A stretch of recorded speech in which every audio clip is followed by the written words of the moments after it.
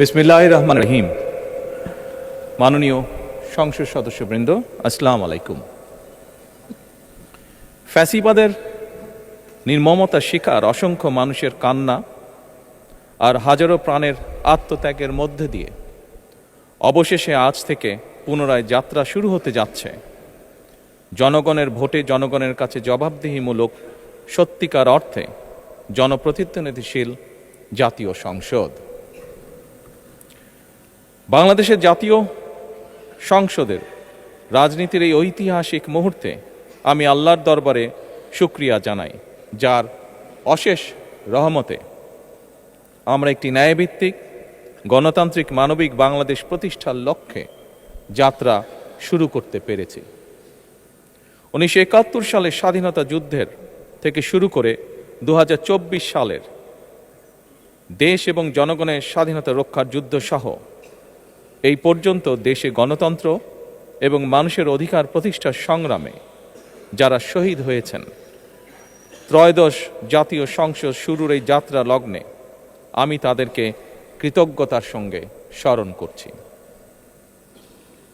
এই আন্দোলন সংগ্রামে যেসব মায়েরা তাদের সন্তান হারিয়েছেন, যেসব সন্তানেরা তাদের প্রিয়জন হারিয়েছেন, যেসব পরিবার তাদের সন্তান স্বজন হারিয়েছেন, যেসব আহত মানুষকে তাদের স্বাচ্ছন্দ্যের জীবন হারাতে হয়েছে, যেসব মানুষগুলো নির্যাতন, নিপীড়ন, রাজনৈতিক হয়রানি কিংবা মিথ্যে মামলা শিকার হয়ে সর্বস্ব হারিয়েছেন, আমি তাদের সকলের অবদানকেও কৃতজ্ঞতার সঙ্গে স্মরণ করছি।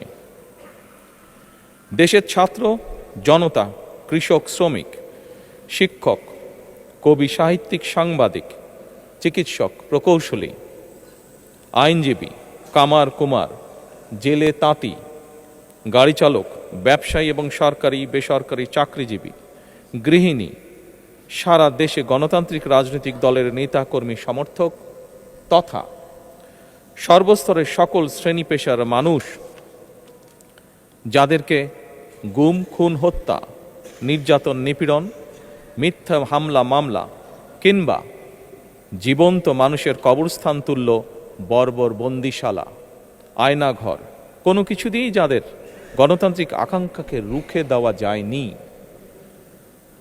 যাদের সাহসী ভূমিকায় দেশে পুনরায় গণতন্ত্র ফিরে এসেছে, আমি ত্রয়োদশ জাতীয় সংসদের এই যাত্রা লগ্নে দেশের স্বাধীনতা প্রিয় গণতান্ত্রিক আমি বীর ছাত্র জনতাকে জানাই অভিনন্দন।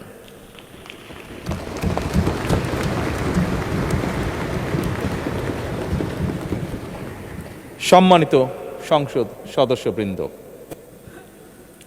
দেশনেত্রী মরহুমা বেগম খালেদা জিয়া জনগণের অধিকার প্রতিষ্ঠায় দেশে সংসদীয় গণতন্ত্র প্রতিষ্ঠা করেছিলেন, সংসদীয় গণতন্ত্রকে প্রাতিষ্ঠানিক রূপ দিয়েছিলেন। সেই গণতন্ত্রকে প্রহসনের রূপ দিয়ে জাতীয় সংসদকে হাস্যরসের খোরাকে পরিণত করা হয়েছিল।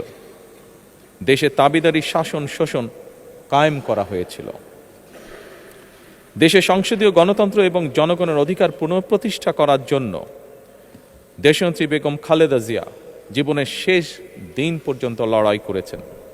জীবনে কখনোই স্বৈরাচার কিংবা ফ্যাসিবাদের সঙ্গে আপোষ করেননি। দেশে আজ থেকে আবারও সেই কাঙ্ক্ষিত সংসদীয় গণতন্ত্রের যাত্রা শুরু হলো, আলহামদুলিল্লাহ।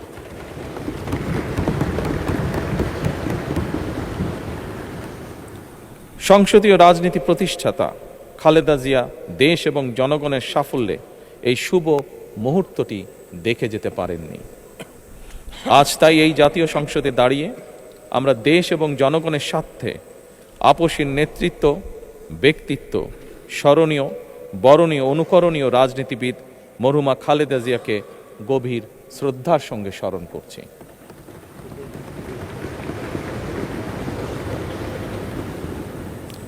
সম্মানিত সংসদ সদস্যবৃন্দ, দেশে বহুদলীয় গণতন্ত্রের প্রবক্তা এবং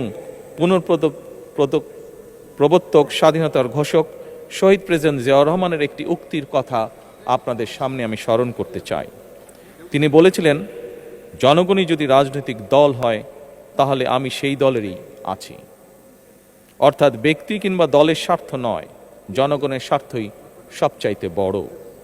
এটাই বিএনপির রাজনীতি।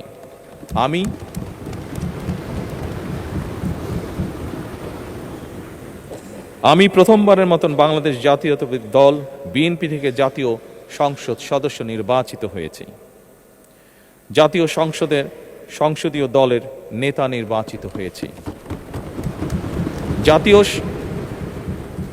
জাতীয় সংসদে দলের প্রতিনিধিত্ব করলেও প্রধানমন্ত্রী হিসাবে আমি এই জাতীয় সংসদে দেশের প্রতিনিধিত্ব করছি। দল, মত, ধর্ম, বর্ণ নির্বিশেষে দেশের জনগণের প্রতিনিধিত্ব করছি। আমার রাজনীতি দেশ এবং জনগণের স্বার্থ রক্ষা করার রাজনীতি।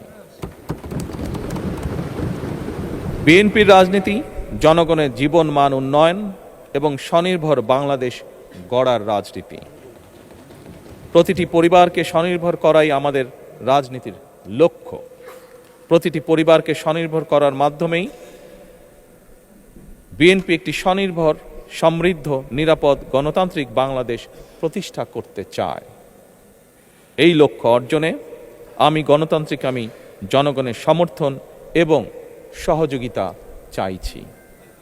এই মহান জাতীয় সংসদে সকল দলের নির্বাচিত প্রতিজন সংসদ সদস্যের সমর্থন এবং সহযোগিতা আশা করছি।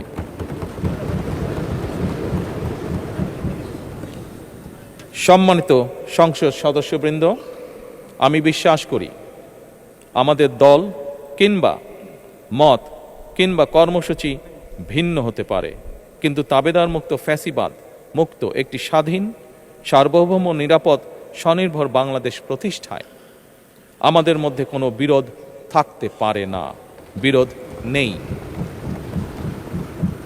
জাতীয় সংসদকে জাতীয় কর্মকাণ্ডের কেন্দ্রবিন্দু না করে বিতাড়িত ফ্যাসিস্ট সরকার জাতীয় সংসদকে অকার্যকর করে ফেলেছিল। আমরা এই মহান জাতীয় সংসদকে সকল যুক্তি, তর্ক আর জাতীয় সমস্যা সমাধানের কেন্দ্রবিন্দুতে পরিণত করতে চাই। সম্মানিত সদস্যবৃন্দ, নতুন সংসদ যাত্রা শুরু করার সময় সংসদের সাবেক স্পিকার কিংবা ডেপুটি স্পিকার উপস্থিত থাকার কথা ছিল, কিন্তু পতিত, পরাজিত, বিতাড়িত ফ্যাসিস্ট সরকারের জনবিরোধী এবং গণবিরোধী কর্মকাণ্ডের ফলে যে জনরোষ তৈরি হয়েছিল তাতে এই মহান সংসদের সাবেক স্পিকার বা ডেপুটি স্পিকারকে খুঁজে পাওয়া যায়নি। তাদের কেউ কারাগারে, কেউ নিখোঁজ কিংবা কেউ পলাতক। দীর্ঘ ১.৫ দশকের ফ্যাসিবাদী এবং তাবেদারি শাসন শোষণের পর জনগণের ভোটে নির্বাচিত প্রতিনিধিদের নিয়ে আজ আমাদের এক বিশেষ পরিস্থিতিতে জাতীয় সংসদের কার্যক্রম শুরু হতে যাচ্ছে। এমন পরিস্থিতিতে আমরা সংবিধান এবং সংসদের কার্যপ্রণালী বিধির বিধান অনুসরণ পূর্বক ত্রয়োদশ জাতীয় সংসদে সভাপতিত্ব করার জন্য আজ আমি প্রবীণ রাজনীতিবিদ এবং 5 বারের মতন নির্বাচিত জাতীয় সংসদ সদস্য জনাব ডক্টর খন্দকার মোশাররফ হোসেনের নাম প্রস্তাব করছি।